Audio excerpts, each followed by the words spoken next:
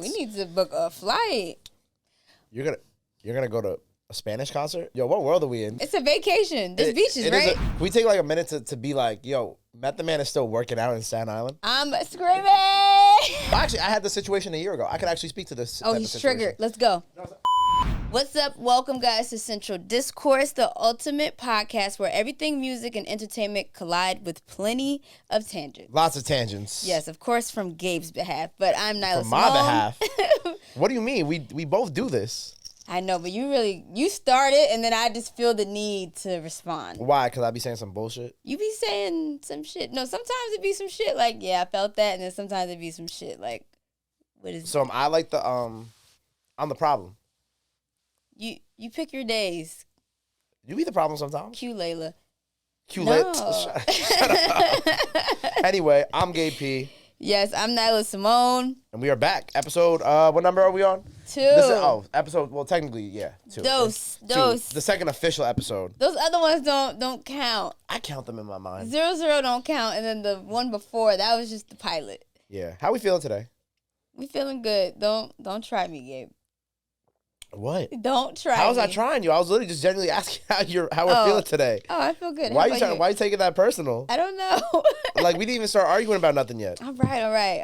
I'm good, though. How are you? I'm good. Getting over whatever is going around New York City right now that's not the flu. Keep that over there. I'm not sick no. I'm not sick no more. I'm on the tail end. No more. Whatever it is. So you was sick this week?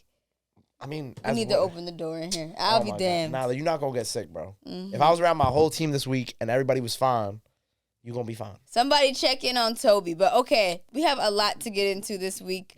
Okay. I definitely wanted to just touch on this because our Leangelo clip kind of went crazy in saying that he's just the male version of Sexyy Red. And then rap fans just be wanting to listen to like things that sound good. And I think the general consensus of like, whoa. Perfect example. but I love that song. He is the male version of Sexyy Red. In a sense Yo, don't piss up. In a sense of, I'm gonna get up. Choose the next it's one. not an insult. It's not an insult because Sexyy Red makes hits. Gabe's confused face was so priceless. Like, so here for that. But people online were saying that either I was bugging or they see it. I mean, like, it's like, I'm kind of with them. I'm like, I'm 50-50. Okay. Like, I could see it, but I'm not sold yet. It's just one song, you know? It's just one song. Which, by the way, he got signed. Yes, he did. That wasn't in our notes. We weren't even. Can I talk about that real quick? Shout out Leangelo Ball. He got signed. There's a lot of numbers floating around. Yeah. And it was crazy because like I heard about it like a day or two before it officially got announced, and I was like, wow, that's crazy. I wonder how much they signed him for. And I think a couple of the numbers going around was like somewhere in the 8 to something million range, and I heard words of like a JV label too. I heard that too. So it's like, I don't know what they're gonna do with it. I don't know. I don't know either. The deal's going out now. Like, first of all, shout out Leangelo for getting the bag. But some of the deals that are going out right now, I'm like, for $8 million, I don't know. Yo, I guess we'll just have to see how the song goes. You know, man, Fergie Baby tweeted something once that news kind of broke, and I totally agree with it. But what did he say? It was along the lines of like, these labels be spending ridiculous budgets on artists who aren't really developed and then be wondering why they don't make their money back. Yeah. And I was like, damn, that's a really good point. And this is no shade to Leangelo. Everybody thinks I'm shading him. This is not shade at all. Like, I'm happy to see anybody get their bag, especially if they got something that works for them, then great. Yeah. But at the same time, just as somebody who's a fan of the culture and loves the art, like, I would like to see artists actually get paid. So me too. It is a little double-edged sword to that. I also think like it's like smaller deals should be in place, and then you can still make that you can still make that $8 million, but just like allow your artists to grow. I think like shout out 4-1, man. 4-1 is like I think a great example of that. I'm not saying their deal was small. I don't know what their deal was, but like, you know, they've been signed for like 2-3 years now, and they've like kind of steadily grown. Like, you know, like from when they kind of like it looked like they were shelved to some extent early on because they just were freshly signed in New York Drill and whatever, to now where it's like, you know, Ben just went gold. The Chill Guy song is great. I love the Chill Guy song, and like they're actively living up to the fact that their manager told me that they were the new Wu-Tang Clan. You know what I'm saying? And I think it's cool. I think that like they're a good example of like, yo, just like give artists time and like slow and steady, and they'll eventually get to where they want to go. Now Travis Scott is bringing them out. you know, and there was a time where they felt like they were being shelved. Yeah. So, but I mean, again, the Jello song is just like, it also is not like anything that we've seen in a while.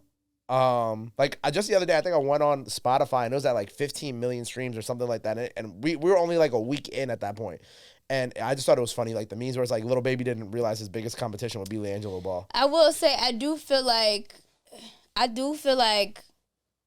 again, not shade. I know it sounds like shade because I'm like exposing something, even though it's not really exposing. And this is really just a theory, but I do feel like there's a button that people hit somewhere, the powers that be, that just makes you see people everywhere. So you're hearing that soundbite all the time. Like, you're seeing memes of this person. Like, niggas is paying for that. So we edited a tinfoil hat on her head. But it feels like the Ice Spice package. Okay, let me ask you this. This is a good conversation. Is it a button or is it just good digital marketing? Yeah, that's the button. No, but you're saying, but the way that you're describing the button is like this fantastical thing where it's like, well, no, it's not. It's you got not somebody in the back room, they press the button and then it just activates the whole internet. It just feels cooler saying it that way. Like, this is some Dexter Laboratory shit. But no, I really do. It is this digital marketing. But I'm saying the button because they do it all at the same time. Like, it's the song, it's TikTok, it's social media, it's the blog post. Like, it's that's why I said it's a button, because it activates several different things at one time. Well, in all due respect, Jello had this activated without the button for most of it. He got signed into like halfway to the song being viral. It was a World Star hip hop release, right? Yeah, but that doesn't mean anything. There's buttons, like there are buttons. Like, wasn't Ice Spice a World Star hip hop release as shout well? Shout out Rob Markman. All right, so shout out Rob. Shout out Rob. That was a Rob Markman play for Ice Spice.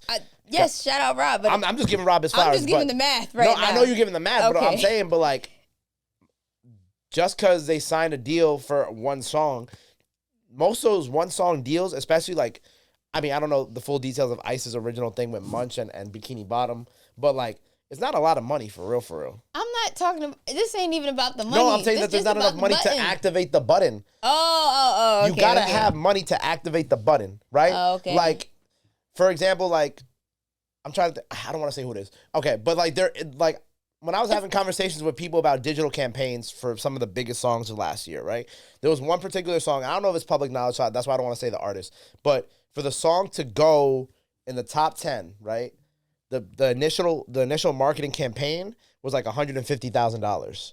And that's like paying influencers to post it, paying blog pages to post it, and, you know, activating the influencers on TikTok and, like, you know, sponsored ads, YouTube ads, all that. The button. So there is a button. I knew I wasn't crazy. All right. It's not an actual button. I know it's not an actual button, but it just feels better saying I want to see like what the this is the end of my tangent. I just want to see what the song is at on Spotify right now. So on Spotify, the Tweakers song is at 21 million streams on just Spotify alone. LiAngelo Ball currently has 5.4 million monthly listeners on Spotify he actually put out, there's a second song? It was supposed to drop today, I thought, but I didn't see it. It's called morning. Did That with C Smooth and Mom. Well, I mean, look, shout out LiAngelo Ball, man. Actually, shout out LeVar Ball, first of all. 3 for 3. 3 for 3, man. They called him a madman. They called him crazy. And he did exactly what he said he was going to do. Not mad at it. Salute to LiAngelo. Salute to the whole Ball brothers. Family, man. Yeah, for real. Anyway, moving on. All right, so in international music, Bad Bunny became the first artist of 2025 to hit 1 billion streams on Spotify. Puerto Rico! Yeah. Come on, man. We love that. Congrats to Bad Bunny. Congrats to Puerto Rico, man. Congrats to PR, yes. Yeah, and he also announced, I forgot exactly how many days, but he's doing a residency in PR over the summer. I think it's like 15-ish tour dates. We need to book a flight. You're gonna go to a Spanish concert? Yo, what world are we in? Yeah, why not? It's a vacation. There's beaches, right? I mean, hello. Obviously. And he's doing one. I think the last show is on my birthday too, so I'm definitely gonna try to make it out there for the Bad Bunny thing. But what I love about this whole thing, and I'm gonna make this very short, is that the sense of like Puerto Rican pride since Bad Bunny had dropped this album, especially because of how much of a homage it is to Puerto Rican culture, not only in PR but also in New York. has like skyrocketed, and I love that. And it even made me and my producer feel like we need to go back to the island and like really get back to our roots and get in touch. So that's great. Yeah, I mean, I've been listening to a lot more Spanish music, not just Bad Bunny, since the album came out. Like, it kind of like reinvigorated my love for listening to like reggaeton and salsa and whatnot. So shout out Bad Bunny, man, because he's doing amazing things out here. And he also highlighted Tonitas, which I mentioned in the last episode, and he's been bringing the abuela who runs Tonitas like everywhere. So not only is he also helping people on the island, he's also helping shed light on one of the last kind of Puerto Rican locations in Bushwick that is still owned by us. That's dope. Amidst all the what's the word I'm looking for? Gentrification. You know what I'm saying? So shout out Bad Bunny, man. Shout out Bad Bunny. And I just would like to say, because you said, oh, you going to a Spanish concert? First of all, your girl is well cultured, okay? Your girl loves everybody. I never said you weren't. I know, but he's like, you're shocked. Like, why are you shocked? I'm totally, like, music is my way of understanding other people's culture. So, like, when I went to Ghana and went to Afrochella, that's where I fell in love with Afro beats. Like, it's just seeing things live, experiencing it in the place where it's from. Like, that is how you fall in love with culture. Yeah. To me. Well, that's how I fall in love with culture. So I respect that. I'm not mad at that. Definitely want to visit that residency. It's going to be a good time. It's going to be a good time. That'll be my first time in Puerto Rico, too. So that should be a vibe. Next, let's get into some quick topics. This one was my favorite. Yeah. Method Man is accused of punching a man 7 times at a Statin Island gym over a past relationship with his daughter. The victim, 28, declined medical help but filed a police report. No arrest has been made, and Method Man has not commented on the incident. Can we take like a minute to be like, yo, Method Man is still working out in Staten Island? I'm screaming. Like, that's tough. I ain't gonna lie, that's tough to me. Because you would think, like, oh, he'd be in some gym in Jersey. I know. Right? Like, you know, where all the other rappers go once they get money. It's probably Equinox, though. Don't sleep. Nah, you probably right. But the fact that he's still Staten Island working out, like, that's kind of tough. I ain't gonna lie, between this and the Busta Rhymes incident, man. Look, Def Jam Fight for Vendetta, but we get it. We get closer to the real-life version. I'm screaming. We get closer. Crunch Fitness. It was a Crunch Fitness. Crunch Fitness? Okay, that's like middle of the road, all right? Right? Now he got to switch gyms. That's like middle of the road. Now it's out there. If I was like a big time rapper celebrity, I don't think I'd be working out at Crunch just because. You know what I'm saying? I feel like it's too hot. I feel like too many people gonna see me. Especially a man like Method. You are a ladies' man. But if you in your own hood, like you good. Like if that's like his own neighborhood and that's where he's from, like it's cool. Okay. Yes. But yeah, Def Jam Fight for New York, Def Jam Vendetta. We back, baby. It's getting active. But IRL this time. I love this story just because I do feel like, you know, obviously my dad has played such a impactful role in my life. And I mean, all fathers do. So it's cool to see them protect and provide. Yeah, facts. I agree. Yeah. But moving on, postponing all these shows because of the LA fires. First of all, thoughts and prayers to everybody affected. This will come out after the fact, but we're doing a party this weekend in New York. Me, Third Shift, Bushwick Grand. And like a lot of our friends are DJing, a lot of our friends are hosting and performing. And all the money is going to displaced black families by these wildfires. You know, just doing what we can. But it is kind of crazy seeing them, like all these celebrities begin to cancel everything. You know what I'm saying? Like first and foremost, Beyonce postponed her announcement, which obviously was going to be a tour. I don't know what else she would be announcing. We don't know what it was going to be. It was going to be a tour. Why wouldn't it be a tour? I don't know. It's been almost 2 years since the last tour, right? It's about that time again. I'm still waiting for the visuals. But wasn't there, you know, we're not going to get into the visuals. I heard, yes, the theory. I think we talked about We talked about the theory where we think it's going to be like a movie, right? Yeah, we did talk about that. And then The Weeknd postponed his like Hurry Up Tomorrow release.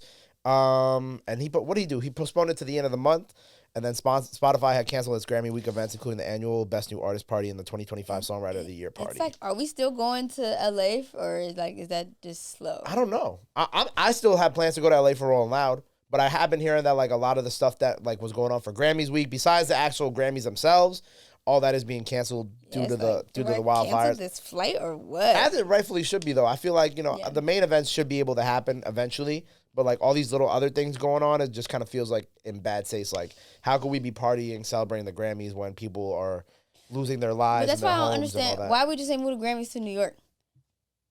I don't think I want the Grammys in New York. Why? Traffic.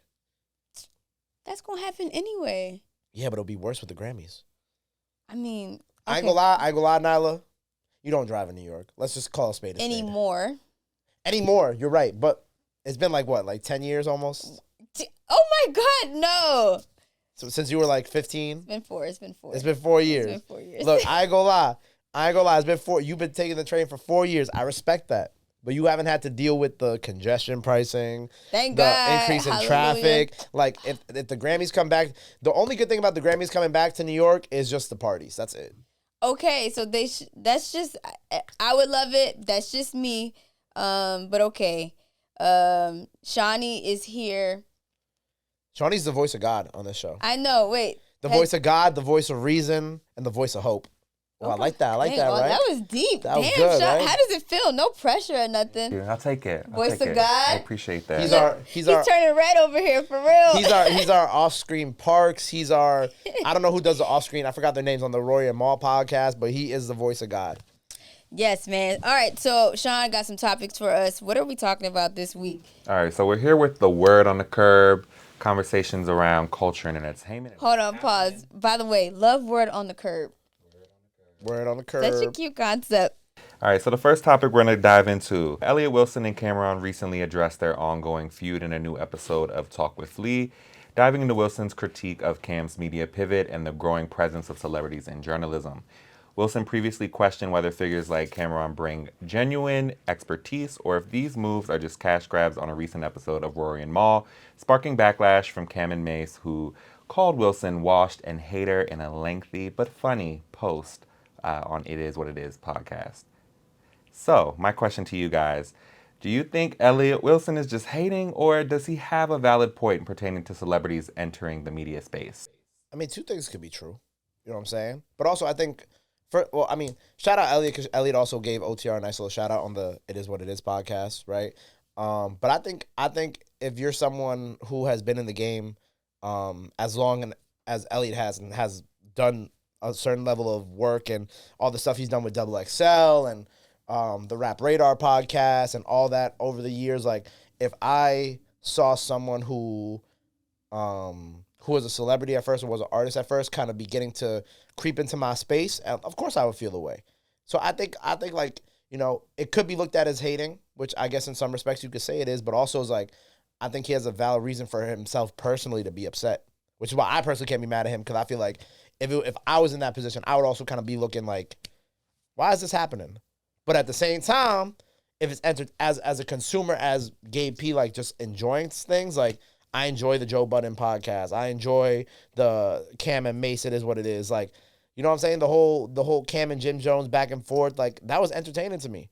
And like I think Cam and Mace do a great job with the show. So like I can't be mad at the end of the day because I'm gonna still tune in. That's my 2 cents on it. I agree with you on the fact that two things could be true at the same time. I do think I 100% disagree with the fact that Cam said that artist to artist interviews be better. Like, I don't really think so. I don't agree with that either. I mean, I agree with you. Yeah, when he said that, I was like, that's cap. And I was talking to Treasure about it, who's Stat Baby, the girl who's like the moderator. Treasure, man. And she was saying that Cam is actually really good at it. So I'm going to actually, like, go watch and see. Maybe he is, but I do think like things that I've watched, a lot of artists be making things about them where it's like supposed to be about whoever's getting interviewed. Yeah. So that's always been something that I personally don't like in watching artist to artist interviews. And then also I just feel like because you guys relate so much, it's hard for you to have the curious mind that fans would have versus somebody who's actually in the seat. You know what I mean? So I think it's just a different style of interview. I do think just as creatives, like I don't have a problem with like artists and stuff like that doing podcasts because I think it's just like part of being a creative. Like we all are into similar things and some of us just have the talents to use our voice musically. Some of us have talent to do other things. Some of us can just do it however we want to. I'm never going to be mad at that. Yeah, I think in regards to your artist to artist conversation, like I feel like that was the same criticism they had when Kendrick's first interview post Drake beef was with SZA. You know what I'm saying? Like, I feel like that doesn't hit the same to me as, like, Big Sean's interview with Charlemagne. Like, I really like that interview that he put out earlier this year. Like, I think that, like, again, like, the curious mind, like, it's like, if you know someone so well, it's kind of hard to be curious about certain things about them. And knowing someone and also being in the same profession as someone, you kind of like, that's like two swords in your back, because it's like you already kind of know all this stuff about them, so you kind of like you'll think like, oh, maybe I shouldn't ask this because I wouldn't want to be asked this. And I think especially when you already know. Yeah, exactly. And like I think in some cases like it works, like the Actors to Actor series, I really like that series. But I think when it comes to artists, like since artists are already so like reclusive and you know you have to tiptoe around certain things with certain artists because of politics or whatever. Yeah. I think that the artist to artist like interviews aren't as great as like somebody like Elliot or Charlemagne, who have like extensive background in journalism. I think those are better than the latter. Just my opinion. Agreed. Yeah, but I mean, like I said, two things can be right. I don't like Elliot could be looked at as hating, but also it's someone who's just been in journalism for a long time and been through these different layers of hip hop and, you know, just wants to see proper journalism continue. That's really what it is. Well, he should have been waving this flag a long time ago. It's been spiraling. I mean, you know, at least you showed up to the party. He the only person there. Somebody got to do it. He the only person. But that's turn like his being... TV off. Turn his TV off. Yeah, but turn that's... his TV off. Turn his TV off. As long as somebody shows up to the party, because all it takes is one voice to start a whole... You know what I'm saying? Yeah, I think it's twofold to him doing it too, though, because it's like... Not everybody's mad. I'm not mad. Like I said, I enjoy watching It Is What It Is. I enjoy watching the Joe Budden podcast, but I also enjoy journalistic interviews from The Elliot and personal Charlemagne. grievances is what makes it haterish. Touche. Like, saying the facts is one thing, but it's like, because I deserve, like, that's all right. It's almost like the Drake lawsuit. Like, okay, if you were doing this for all artists because you feel like it's wrong, whatever, to do sales, blah, blah, blah, and organically, cool. But because it's for you and it's I, that's what makes it haterish to me. I guess. To each their own. To each their own. All right, next up, let's get into Lil Baby and the reception of WHAM. So despite its mixed reactions, Lil Baby's new album WHAM recently debuted at #1 on the Billboard 200. While some fans and critics, including streamers, DJ Academics, and Kai Cenat, were disappointed with the release, Lil Baby responded in a complex interview where he dismissed Cenat's 6 out of 10 rating, suggesting that younger listeners like Cenat don't fully understand his music. He also encouraged fans to listen for themselves and to form their own opinions rather than relying on reviews. So my question to you guys, have you had a chance to listen to WHAM, and does age influence your connection to certain music or albums? 6 out of 10 ain't bad. Just saying. Wait, who said 6 out of 10? Kai. Oh, okay. 6 out of 10 isn't bad. 6 out of 10 not bad. It's not bad. It's not bad. It's not great. It's not great, but it's not bad. It's like the middle. Me personally, I didn't listen to the deluxe. I listened to the the original. It became like a good workout album for me. Like, I liked it. I didn't love it. Like, it wasn't like, oh, this is the best thing ever, but like, it's good driving around music. It's good workout music. I think that's what it's like really intended for. Maybe it's one hustle of the, music. It's hustle music. You know what I'm saying? Like, if you in here getting ready for a podcast, like, you might bump it just because it kind of gets you in your zone. Like, that's really what I look at Lil Baby's album as. I don't look at it as it's supposed to be the most deep, introspective piece of work I've ever, you know what I'm saying? Yeah. I haven't personally listened to the Lil Baby album yet. I'm so sorry. I know. What's up with you? I've been spinning, though, Dumb Dumb and Dumber and then the 21 Savage record. Okay. So the features.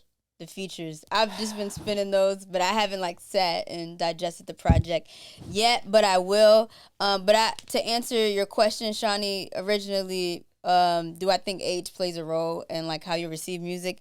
Abso-fucking-lutely. Like, and I think that's why I'm so near and dear to, like, the Drake Kendrick Coles of the world, because it hit when I was, like, in a developing era of my life. Like, so, like, 5 years ago? All I Want Is You. All I Want Is You. Cole, Miguel. Like, I'm talking about how, like, those records came out when you were 10 then, by your standards of being 23 right now. Exactly. You get it. So, like I'm saying, exactly. You understand. But look. The math ain't math in here. Don't worry about it, sweetheart. Okay? What I'm trying to say is that, age plays a role, essentially. I think age does play a role, but, like, little bit, but in the same breath, like, Kai is still of the right age range where he would be listening to Lil Baby. But at the same time, Kai is not in these streets. He ain't never have to do the shit Lil Baby had to do. Like, most people who listen to Lil Baby aren't. The people who are still listening to Lil Baby, I feel like are, or if they're not physically doing it, they still have like that street mentality. Bro, there's a white girl somewhere in like middle of Kentucky, right? In the suburbs. Not bumping this new baby. She not. I disagree. You think so? I disagree. Remember the video of the white girl? Yes. Yeah. She this gun ain't gon' jam when I blow, I ain't missing. I'm dropping hit after hit, I'm just chilling. But I send a hit while I chill with my children. How can we forget? How can we forget about Scarred? Why are you scarred by that? I'm joking. Scarred is crazy. But like, I feel like there's still, look, man, I feel like there's still a plethora of people who listen to Lil Baby who are young, who will enjoy this album. But I do feel like age does play a role. I mean, like, think about it. When we were, I'm sorry, you were 10, I was like 19. Why do you always gotta focus on age? Just don't even bring the age up. No, because it's just so funny at this point. When I was like when I was 19 and you were 10 and we were interning together at Angie Martinez, you see how that age thing just kind of feels weird? Please edit all of that. That nigga is bad at math. Nah, leave it in there, please. And we were both interning at Angie Martinez, and like we had first got put on to like. He's trying to ruin my Disney dream. He just wants to step on my Disney dreams. Can I get my thought off? Damn. No, when nigga, you old man. I know you're not talking. When we was listening to Lil Uzi, right, for the first time, like everybody around us was like, "What the fuck is this?" Yeah. You know, it is an age thing. I ain't gonna lie, it is an age thing. And like even like with some of the music now that like people who work with me who are like 19, 20, 21, I'll be like, what is this? Like, I don't get it, you know? And it's okay, but Lil Baby is not one of those artists where he's in like a certain age bracket. Like, I think people from the ages of 19 to 35 listen to Lil Baby. Okay, yes, I agree. And I also just want to piggyback and say that I feel like once an artist takes a break and then come back, it's always kind of hard to like have that same momentum that you had before you left. So Facts. I think like, you know, he left when he was smoking hot. Now you got to get back in. Now the scene's different. Now this sound is becoming popular. You know, like, shit looks different right now. But I do think that Lil Baby has dropped enough hits and made enough impact within the culture that, like, treat him with more respect. You know what I'm saying? Like, online. That part. Yeah. I agree. But yeah, that's how I feel about the Baby thing. Look, the Deluxe came out. I didn't listen to the Deluxe, but I'm sure it's great. And it debuted at number 1 on the Billboard 200 with 140K sales. So shout out Baby, man. Yeah, we love Baby. We love Baby. Now this next topic. Let's go. Come on. Let's get into this next topic. You gotta close your laptop for this. Let's get it over with. Let's talk Drake. All right, so following the dismissal of his previous complaint against Universal Music Group and Spotify for inflated streams, Drake is now suing UMG Solo, accusing them of promoting Kendrick Lamar's Not Like Us, despite knowing it falsely accuses him of pedophilia and promoting violence against him. He claims UMG used tactics such as bots, payola, and whitelisting to let streamers profit from reaction videos, boosting the song's reach. The lawsuit also alleges UMG paid influencers to promote the track on platforms like X or TikTok. While Not Like Us continues to rack up success and Grammy nominations, Drake insists his fight is with UMG for exploiting false claims, not Kendrick. UMG has called the lawsuit untrue and accused Drake of misusing the legal process to stifle artistic expression. So my question to you all is, what do you think Drake's motive is here? Is the lawsuit a scapegoat for deeper issues between him and UMG, or is this a more broader implications of spreading false claims in music? Come on, Nyla, just go ahead. Well, I don't know. What do you think, Gabe? I don't really keep up with, like, legal shit. It's not my bag. I'm actually about to look this up right now because Capella Gray actually said something on Twitter the other day. And if you know Capella, man, Capella's a very outspoken individual. Capella on Twitter, need a podcast. Capella does need a podcast. And while I don't always agree with everything Capella has to say, I'm really trying to find this tweet. While I don't always agree with everything Capella has to say, he said, okay, I found it. He said, picture you in negotiation with your label to give you close to $1 billion, and they start doubling up funding a record that calls you a pedo, having everybody worldwide singing it, thus making your negotiation value go down so they could pay you less. LOL. Can't say that. F what the streets say. Give me my bread or I'm suing. Now, look. I'm not saying that that's exactly what's going on, but it does feel like at the end of the day, everything comes down to money, right? Do I actually think that like everything that is in this lawsuit is really how the boy feels? I don't know. I don't really think so. I think, again, at the end of the day, this is all about money, and these are just extra things that are in there to make it sound better. But I do think, like, if we're talking in terms of whitelisting, this is a very interesting topic because it's something that I deal with as a creator on the radar. And UMG is like notorious for just being like, fuck your whitelisting, right? And because of that, at least with OTR, there is like a fee that we have like a whitelisting fee. So like UMG just pays a whitelisting fee. So that way my people could get paid. But it is interesting hearing them talk about how people who were reacting to Not Like Us there was no whitelisting. Everything got whitelisted. Mm-hmm. And I remember around the time everybody was like, yo, you could react to Not Like Us because Kendrick isn't claiming this. UMG isn't claiming this, which I did think was very interesting at the time because that's not something that UMG does. If you know UMG is about their paper, and they gon' take all this bread from you. And I will say that there was also some On the Radar freestyles that were all over Not Like Us, and other Kendrick beats that came out over the last 6-7 months, and nothing got claimed. So when it comes to that, I do think the boy has a point because you got to think about it like this. Right? If I'm a reactor, right, I'm inclined not to react to UMG music because they probably don't whitelist my stuff, especially if I'm a smaller reactor, right? But if I'm on Twitter and there's like a tweet with 1 million views saying, yo, reactors, react to Not Like Us, you're not gonna get copyrighted. You can make some bread off this video. I'm gonna do it. And this isn't me picking a side either, for real. Like, I love Kendrick. I love Drake. I thought this battle was great for hip hop. But I understand where he could come from in this. Now, do I think the lawsuit is like do I think it should have happened? I'm like kind of like in the middle. But like when I see stuff when it comes to whitelisting, it leads me to be like, all right, cool. I'm happy that like something about like this whitelisting conversation on YouTube, as a content creator myself, I'm happy that it's being brought up because this is something that is like UMG is really funny about. And the fact that Not Like Us they weren't funny about is like very interesting to me. So yeah, so I take that into account because I think that that's kind of weird that if anytime I do a Drake freestyle, it gets immediately claimed. Like over one of his beats. Yeah. But when I do Not Like Us, it's just like free range. Interesting. Yep. I'm not really in that realm, but from that perspective, what you say makes a lot of... I would say I'm not knowledgeable enough in this situation to really... All the other stuff I'm not knowledgeable enough about. Yeah. Like, just that one thing. I can't really say, like, whether he's doing the right thing or not, from a, blindly, like a blind listener of hip-hop, a fan. I guess, like, blind to the lawsuit, saying I'm, like, not keeping up with it. It looks whack. But... Right. What you just said, I guess, kind of put something in perspective for me, actually. Yeah, because it's like you're allowing other people to make money off a song that's dissing me and calling me a pedophile. It's kind of like, you know what I'm saying? It's a very black and white area. Similar to the beef, I don't know how I feel about these things because I feel like we don't really know the full story. Like... Well, there's always more to the story. That's what I'm saying. Like, I don't really know what is really triggering Drake. A piece of me wants to feel like Drake would never do this lawsuit. Like, he's only doing this because he has no choice. Right. Because who would want to, just from a social aspect, have that on them? Because I said he reached out to a representative of Interscope to ask that Not Like Us be whitelisted for his personal use. And to his understanding, the song was not initially whitelisted across YouTube in general. So I just wanted to shout out some of these hilarious-ass memes that we have been coming across. OVO is standing for Officers Very Own, and it has Drake like in this police officer's uniform. Hilarious. And this is what Drake should be suing for, which is like the video of him twerking last year that went viral. So silly. What? So silly.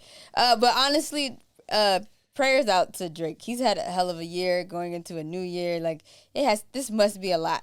It's a lot. It's a lot to deal with, and I don't know. Like some of the stuff does seem funny, but there's stuff that seems funny on both sides. You know what I'm saying? Like you can't look at one side without looking at the other. And I just think that there's more to this story in general that we're just not getting. And it's a matrix. The music world has its own matrix inside the matrix. Exactly. And these niggas are the top players in the matrix. One nigga took the red pill, one nigga took the blue pill, and now we seeing both of what happened. Yeah, like now we're exactly. And like it's like weird because it's like, all this stuff comes out about Drake, but I think Complex just did a post the other day. It's like the most streamed hip hop artist of every year for the last 10 years, and it was Drake every year.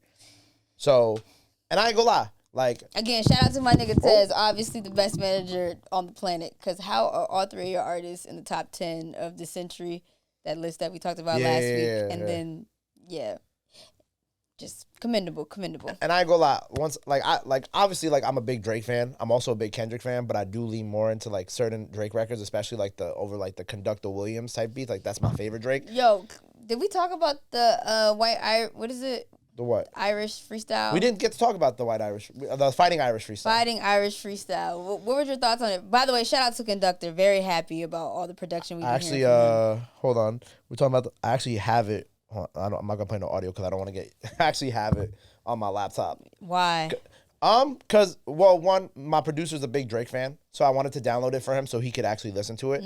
And we do that. We do like when there are like leaks, more specifically like Did you ever hear the Benny the Butcher Drake song? Yeah, of course. Yeah, of course. Yeah. Like, we'll send that to each other. Okay. You know what I'm saying? Like, the things that will never come out, we'll send to each other. Like, and like, I think, like, this is, like, my favorite type of Drake when he gets into, like, that Conductor Williams bag. Definitely, I agree with that. Like, this good reflection, self-reflection, how I felt. But it was, like, vulnerable, but still on some masculine energy. Yeah. I fucked with. But I will say, because of all the noise around him, I don't know if not right now is what I feel like. Like, I'm here for this. If you are going to come back, you need to give me one of these every week talking about how everybody made you feel. Well, I think that there's going to be, because did you see that he posted on his story, the image of like the conductor, like wires? No. Yeah, he posted like a image of like conductor wires. So like I have a theory that like there is a whole Conductor Williams tape coming, which I think like that's like the Drake that I've always wanted. I would be so here for that. Yeah, like just 8 a.m. in Charlotte, but like 13 records of that. He could talk about where he was when he heard these records. He could talk about where he was when he saw niggas turn on him. He could talk about all the other beefs that he had with the other niggas that he was trying to attack in the middle of this war with Kendrick. Like, address it all. And I think through it as well, which has always been my complaint, even before this beef, is just Drake growing up. And I will say, I do feel like he talked about it on For All the Dogs and how he can't do or relate to certain things because this is the life he lives. Exactly. But I feel like a wake-up call has happened. Right. And he always has a record like that on every project. On For All the Dogs, it was like a couple of the records on the deluxe for the Scary Hours. On the joint with 21 Savage, it was like Middle of the Ocean, where he was just, talking about being rich and that 21 Savage record, album was crazy. On CLB, it was like The Remorse, which is like, that's one of my favorite records to listen to because he like raps about how he can never pay his people back for everything they've done to him. And I often feel the same way when it comes to everybody who has helped me get here. You know what I'm saying? More Life is Do Not Disturb. That's my shit. Exactly. Like, I think like, and that's why I think that like Drake to me will never, like, no matter what slander or whatever goes on with Drake online, like, it would have to be, like, the worst thing in the world for me to stop listening to Drake, right? Because, like, I feel like Kendrick's music puts me in a certain space. Like, GNX became, my workout album. Like, I run, I work out to that, I go to the gym to that. But then, like, Drake's music is really, like, my reflecting music. Like, when I be going through it, or when I feel like I'm at a point in my career where I need, like, some guidance or some reflection or just some, like, a moment of, like, clarity career-wise, like, I'll bump Do Not Disturb, or I'll bump the 30 for 30 freestyle on What a Time to Be Alive. There's like so many, I feel like there was an era for me personally where I could listen to Drake and he kind of be like my inside thoughts. But once I hit a certain age, it became a disconnect. So I guess that's why I be complaining. But I like that it still resonates with you. So that means it's really just a me thing. Which is fine. There's nothing wrong with that. Yeah. I feel like for a while, I feel like for a while I kind of, like, you and I both went to St. John's. We both love Cole. I felt like for a while, like, I kind of left my Cole phase. Like, Cole was, like, very important to my college career. And then right after, like, the Folding Clothes record, like, even though I was in a relationship, it just wasn't for me. I couldn't get into it. But I loved that project.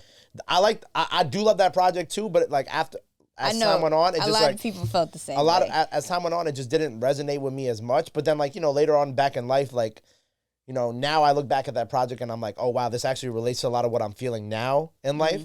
And, like, now it's like, okay, cool. Like, some of the Cole records that, like, I feel like back then didn't resonate with me, now they resonate with me now. See, but that's just music. That's just how that shit works. It might not be for you right now. Right. And, like, these Drake records, like, in 4 or 5 years from now, it could resonate with you. This is true. And you'll be back. You'll be like, damn, like, Gabe was right. We have a comedian on the show today. We do. But I will say, like, bringing up Elliot Wilson again, he tweeted that this was Drake's best move since the beef ended, and I will agree. Like I would have with that record. Yeah, like I would have preferred this to Wagwan Delilah, even though like I ain't gonna lie, unironically, please, unironically, that record's a banger.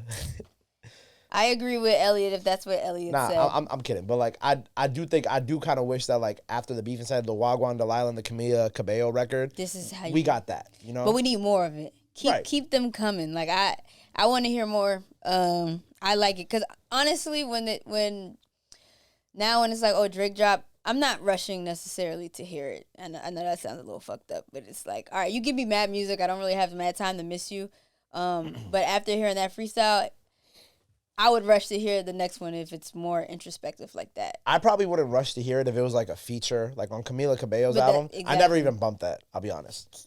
But this is like you said, the timestamps, this is what we want to hear. The Wagwan Delilah verse, I definitely bumped just because, like, not the song, but, like, his verse on it, I just find unironically, like, I don't know, it just sounds good to me. It sounds good to my ears, like, the way it flows. All right. I'm not saying the song is I just want to make it very clear. I'm not saying the song is, like, the best thing ever. I just thoroughly enjoy his verse. It's super Canadian, that's why.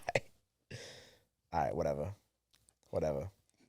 Wagwan Delilah. Sean, please.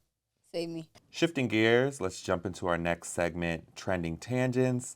This week, the timeline was in a frenzy after ex-user shared a collage post of her life lately, including a screenshot of a text thread where she received $2,700 just for talking to somebody for 27 days. Daquan went ahead and retweeted this. I cannot and will not compete with any man that sends a woman $2,700 because he knew her for 27 days. This is why modern dating is so transactional. Thanks. Shout out to Daquan. That's funny. I ain't gonna lie. All right, so real question, right?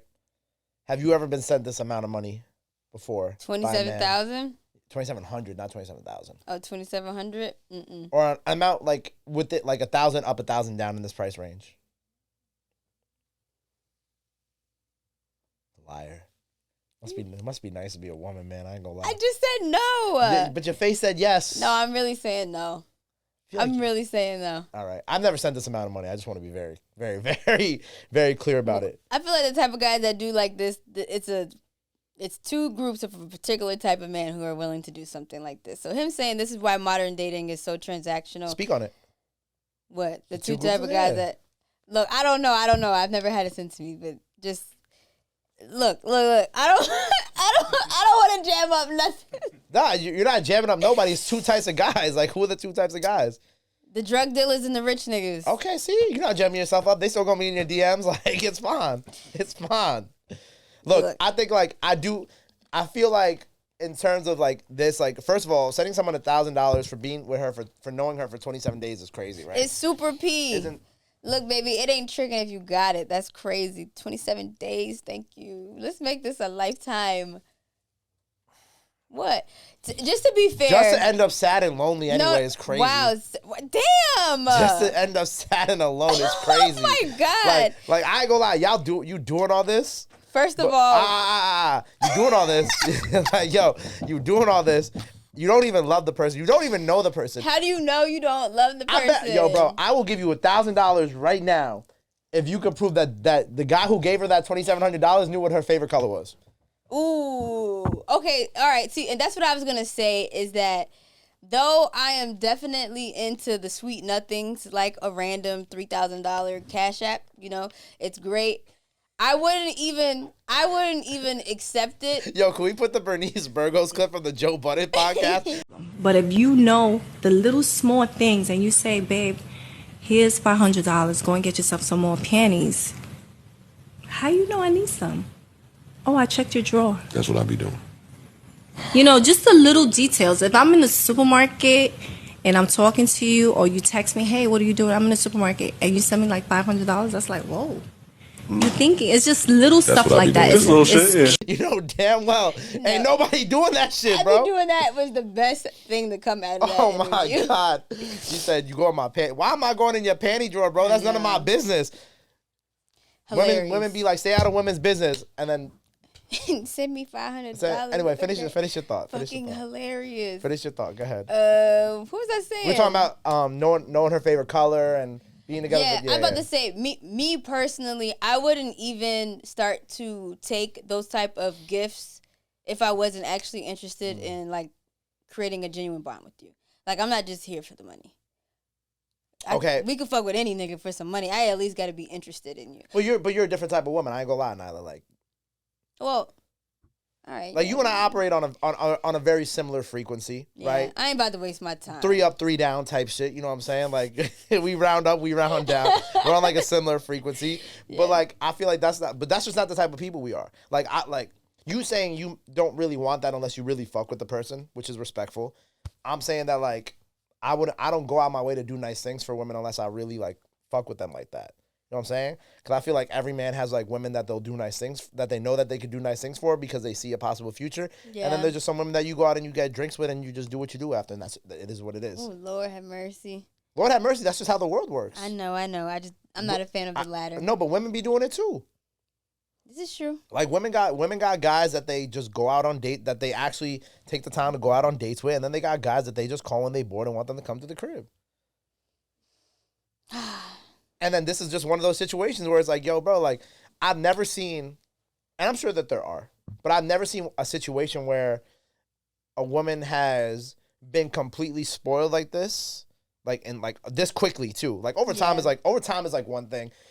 I get it, you know, but like this quickly, and it's ever ended like well. I'm sure there's a small percentage, but like, come on, bro. You really think this is gonna end like well? Bro said, baby, we've been talking for 27 days, so here's $2,700 for every. Bro, you a bitch. See, but also like, that's, I ain't gonna lie. To your point of like him doing it so soon, that's what makes me feel like if this was me, I would feel like I'm being bought. Like, it's prostitution.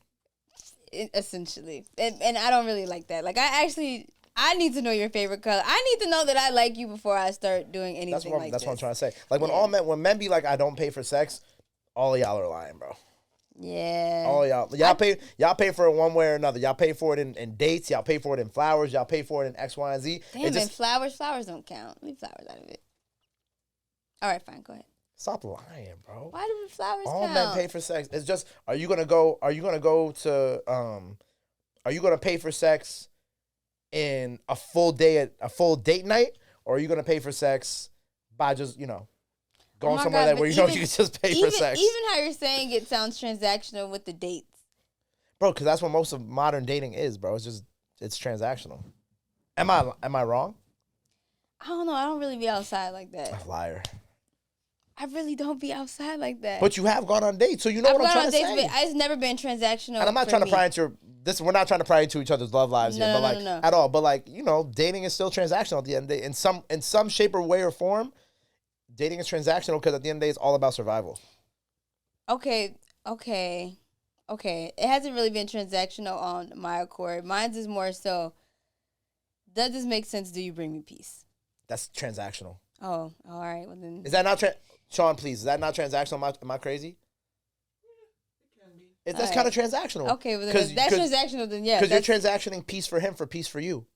All right. Well, if that's what the transaction is, then yeah, I absolutely want that. Like, it's a good transaction. Okay, cool. Well, no, but I think in this case, like, I think in some respects, like, dating is always transactional. It's just like that's like a free transaction. I feel like. You know what I'm saying? Right. There's no price on it. There's no price on it, right? I want to make that very clear. But I think right now, not even just because of like the culture around dating and like social media has ruined and it like this everywhere we go. Like I've had women ask me to get them like, I don't give a fuck. I've had women ask them to pay for their like a model asked to pay for her breast reduction. What? Type shit. Not type shit. Type shit. Or like I had someone ask me like I fucked up once, but it wasn't a bad fuck up. I just fucked up. And they're like, "Oh, I only accept apologies in cash." I'm like, "What?" I'm like, "Don't do that. You whatever 50, 60-year-olds that you be fucking with, go to them for that because I'm not one of them, right? Respectfully." Ooh, like there's like a lot like pack them up, Gabe. It's just like it's a lot of shit that a lot of women be trying men for nowadays, and that's why like I feel like a lot more men just want to be single. Next tangent. So the next one, this is courtesy of Gabe himself. It's a tweet that says, after 2 months of talking, I told this guy yesterday that I wasn't ready for a relationship. He responded, it's been great. Hope you had a good one. And then blocked me. No effort, no pressure applied. I'm devastated. I do hate when a man acts very transactional about our relationship. Like, hey, it's been great, you know. Hopefully see you soon. Like, damn, that was it. An older version of me feels hurt to the point where, you know, maybe I didn't necessarily express how I felt. I kind of did a dance around how I felt, and you took me literally and blocked me. So I would be devastated too if it was a guy I liked. But now at my super young age of 22, you know, I'm pretty straightforward about where I'm at with situations. So if the guy I was talking to for 2 months, I would have just told him, hey, man, I'm looking for this, that, or this, or like it would have been a conversation. This is bad communication. You're wrong. Okay. No, you're not wrong. But like certain aspects, like let me tell you how I had this situation a year ago. I could actually speak to this. Oh, he's triggered. Let's go. No, it's not even triggered. I didn't block her. Relax. This type. I forgot that this actually happened to me. Me and this girl were talking for like 2 months last year, around this time actually. Went out on a couple dates, had a good time, whatever. And she's like, "Hey, I'm not really ready for this. Like, it's kind of giving more friend vibes." And I was like, "Cool, we good. I'm gonna see you when I see you." And like, we saw each other when we saw each other, and it was just cool vibes. That's it. You know what I'm saying? The only thing I didn't do that is in this tweet is block her. Right now. If let's say, bro, I'm looking at this from a man's perspective, like, cause I was still into this girl, but what was I like? Oh, I hope she don't see this shit. But was I like, oh, I want to be in a relationship with this girl? Like, I wasn't there yet, right? So that's why, like, when this happened, I was just kind of like, you know what? It's cool, and I moved on to the next girl, right? And I feel like in this scenario, right? Like, let's say they were talking for a while, whatever, and let's say he was really feeling her, right? Which I feel like as a man, I can't recall if I've ever been in this exact situation, but it's like, yo, like, if I'm really feeling you, I'm not, and you're like, yo, I'm not ready for a relationship, that's how still I'm going to respond. You know what I'm saying? Because some men could respond super hyper emotionally and be like, why would you do this? Da, da, da, da. Like, why would you, da, da, da. Like, I feel like there's a lot of men who are like that, and I ain't gonna lie, I hate those type of men. Because I'm like, bro, control your emotions. And in this, and which y'all be wanting us to control our emotions too, right? Yeah. Y'all don't want us to wild out and be crybabies and all this shit. Exactly. So how he handled this was, he said, it's been great. Hope you have a good one. And he blocked her. And she's out here being like, no effort, no pressure applied. I'm devastated. What do you, like, when she says no effort, no pressure applied, does she mean in those 2 months, or does she mean in regards to her telling her that? I think she means in regards to her saying that, because if I'm sending something like that and that happens, I'm really saying that just to check the temperature on you and see if you're really like into this. Where are we going with this? But why wouldn't you just fucking say that? I don't know who's really trying to be that vulnerable. Like, hey, what are we? Where are we at right now? Like, that's like. But why are you saying that to check my temperature? Look, I told you, an older version of Nyla feels that. This Nyla is not doing them games. But I feel you. But what I'm trying to say is, like, look, if I'm with somebody and I'm like, yo, I really fuck with you, and it's been more than like a couple months, like I'm gonna be like that. I'm gonna be like, yo, I really fuck with you. Like, I think I see this going somewhere. Like, we'll have that conversation. But I feel like, but I take what people say to me very literally. Like, especially if you're being serious. Like, this is not a statement that you say as like a joke. Like, if you hit me, if we're like this and we're having this conversation, you're like, hey, I fuck with you a lot. It's whatever. I'm not ready for a relationship right now. I'm gonna be like, cool. Like, you don't want to see me at all no more, or like you still trying to mess around, or like, are we gonna be friends with benefits? If not, I'm cool. You have a great day. Option A, package B, package C. Exactly. You got 3 options either. And then if I really like you, I probably won't even give you those options, because I'm gonna be like, you know what? We have to edit this as packages, please. That is hilarious. Because like I go lie, because if I really like you and I feel like with me personally, like girls who I really like versus girls who I'm just kind of like figuring it out. Not even figuring it out. They're just, you know why we're not like, you know why we here for real. It's like I treat them very differently. Like, you know why we here for real. And if this one don't work out and I really liked her and I'm like, damn, bro, like this is my whatever year being single, I'm gonna block you and I'm gonna just go back to, you know why we here. Look, I'm not mad at that king blocking her for his own peace. Like, if that's what it takes. Yeah, shout out to bro, by the way. So be it. Do Protect what you your gotta peace. do. But I feel her because I'm a girl and I totally get it. Like, damn, you ain't even. But honestly, it depends, because if we had this conversation and it wasn't going nowhere, then I'm actually thankful, because it's like, actually, you did me a favor, so I don't need to waste my time no more with this situation. On both sides. Yeah. On both sides, exactly. So, I don't think this is male I know, like, one of the topics was, is this like a man being fragile? I don't think it's a man being fragile because nah, because I would do something like that. Block list is long. He didn't crash out. If he crashed out and he was like, I loved you so much, I did this for you. Then when they start listening to everything that they did for you and all this shit like that, then that's a fragile male ego. And then this is a very proper, very nice way to just be like, we cool. I agree. Have a nice life. We don't got to speak again. If I see you in person, dap you up. What is something that we often say here? Two things can be true at once. Two things. I can understand and relate her, and I also feel him on the block. Protect that mental health. Protect your peace. Yeah, I think both are okay. We're done with relationship talks now. That's it. So this one is from Pop Tings. TikTok officially is shutting down in the U.S. on January 19th, and it's going to shake up the music industry. No more unnecessary forced viral videos to push songs to chart higher. Organic success and quality music should be making a comeback. It looks like TikTok is preparing for that shutdown, because the way that they made all the squares now, like the rectangle versions on your main feed. Did you peep that? Like, what? I'm like, so they just going to sneakily turn into the TikTok profile? They wasn't even going to make no announcement? Like, I like my square images. Yeah. These are not the updates that I wanted from Instagram. Like, literally, I literally opened my it's not on my personal page, but I opened my On the Radar page last night. I'm like, I thought my app was broken. I was like, what is this? Or I thought I was on the real tab. I'm like, wait. Yeah, I was like, wait, why is my shit like long pause? Like, that's crazy. Yeah,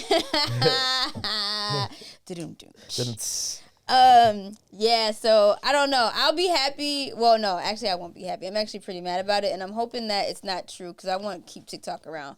I fuck with TikTok. Think about how many artists that we've had over the past couple of years that have, like, people could be like, oh, trash music comes off TikTok, but like, I don't even want to put this on the artists, because I agree with them. Trash music do be coming off of TikTok. Yeah, but that's your opinion because of your age. But like, oh, I'm 22. I love TikTok. Sweetie. Sweetie, please. Anyway, reset. But like, you think about like a lot of Doja Cat's biggest hits. Like, we wouldn't have Doja Cat right now if it weren't. Well, we probably would, but like what we've had now, there's a lot of artists. Think about "Denial Is a River" by Doechii. Like, big part of that push is. This would be our first time seeing this. We remember when Vine disappeared. Back when we was this feels different though, because this isn't just a music thing. This is like an economics thing all across America. Like, people, mom and pop small businesses, a small artist. It's just gonna transfer. HC been dope's like TikTok lives that he makes money off. Like, there's a lot of things that people are not gonna be able to make money off. Look, I don't want this shit to go nowhere either, but I'm just saying, if it does, we gonna figure it out. Yeah, but then like, it's just something that we don't want to figure out again. And I it's gonna affect artists. I don't think it's gonna change the quality of music that's coming out. I think music is always gonna be what it is, and the trends are always gonna trend how they trend. Like, you know what I'm saying? There's always gonna be music that people a certain age don't like, and you know, we're always gonna get something like that. There's always gonna be another TikTok type of musical genre. Yeah. If you even want to call it that. Or app.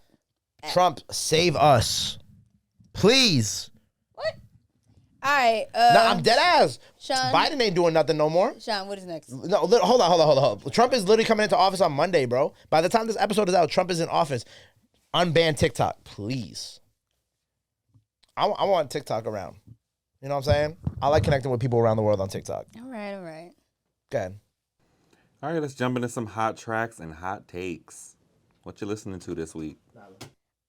For me, I've definitely been listening to the 3 songs that they have released. The R&B group, duo, yep, yes. The duo, yep. Right now, my favorite so far is called Straight Up, but I'm just a really big fan of them. The new album that's dropping on Valentine's Day is called Love Jones, and obviously they have like that 90s nostalgic sound that I love, but their albums, I could just play. I don't really got no skip. Like, I got no complaints. You were playing them when we walked in. I know. When I walked in, yeah. I'm addicted. It's problematic. And then I would have to say this ESTG joint featuring Rilo Rodriguez and V's My Love. I really like that record. It's been a minute since I've been into like my trap bag.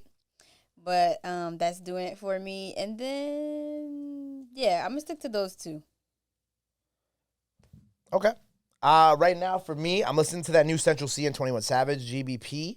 And then also, I've been listening to Progression by R2RMO. Fire new song out now. Annalise Azadian dropped her first single in 2 years. It's called Charity Case. Also a very good R&B song. I've been listening to this song by Khalil, Waste Your Time. A very cool R&B medley. I don't know if last week I said this, but it was I think I said Baby by Flea last week. We listened to that. And this song is a little older, but Jetty Picture Perfect. It came out actually a year ago, but it's a song that Cash Cobain and Basswag sample on 6 a.m. Thoughts. It's a kind of slow reggae type of record. And that's kind of been my shit. I ain't gonna lie. But I've been, like I told you, I've been listening to more Spanish music recently. So I've kind of gotten back into my Latin music bag. So I will be coming through with more hot tracks from the Latin world in the coming weeks as I kind of get back into my Spanish music. I still gotta listen to the Wizkid album. I didn't listen to it yet. You definitely Let me actually download that right. Let me actually download that right now so I can actually listen to that on the ride back. Other new music that dropped that we just want to shout out: The Awakening, Busta Rhymes, Dragon Season EP, Balloonerism, Mac Miller, obviously. The single off that I really actually liked. Laid Back, Old School Chevy, Kenyon Dixon, new single. Love the visuals Shout out Kenyon, for it. Man. 21 Savage Central C record that Gabe just mentioned. And, of course, O&B PZ with Drifting Away. Now, real quick, I know, actually, this is our last segment anyway, what's happening in our worlds. I just interviewed O&B PZ for We Need to Talk, and I have a soft spot for him only because every time he comes on, it does numbers on YouTube, and it sometimes most likely goes viral on TikTok when he comes on the pod. So I'm excited for this one. Plus, there's a lot has happened since the last time we spoke. But yeah, PZ is a fucking character, and I can't wait for that episode to be dropped. Word. For On the Radar, next week we probably have a big video dropping. I can't say what it is just yet. We did PZ on OTR recently too. He did something off the project. I forgot what it was, but we got some videos with Was bass. it Lay Down? It might have been Lay Down. Might have been. I don't know. I don't remember. But I wasn't there for it. But we got a video with Basswag coming out next week. Lay Banks. I'm really excited. Knock on wood that this big video comes out next Friday and we'll be able to talk about it when we see each other. But I'm really excited for the people to see it. It's gonna be one of those internet crazy viral moments. But yeah, just gotta kind of stay tuned. I don't really have anything else. Do we have anything else coming? Oh, I did this really cool video with Seti Hendrix, Warhol, Nino Pade. Seti dropped Highway. his album too, right? Seti's album is really good too. Seti's really back in his R&B melodic bag right now. So I want to tap in. Yeah. So shout out Seti, man. Shout out Seti, and shout out to everybody who's been listening to us. I hope you guys are enjoying the show. And the hot takes. And the hot takes. Make sure you follow, like, subscribe at Central Discourse on YouTube and Instagram. Let us know what you guys think about the topics. Until next time, turn up the volume and join the discourse. It's Gabe P, Nyla Symone.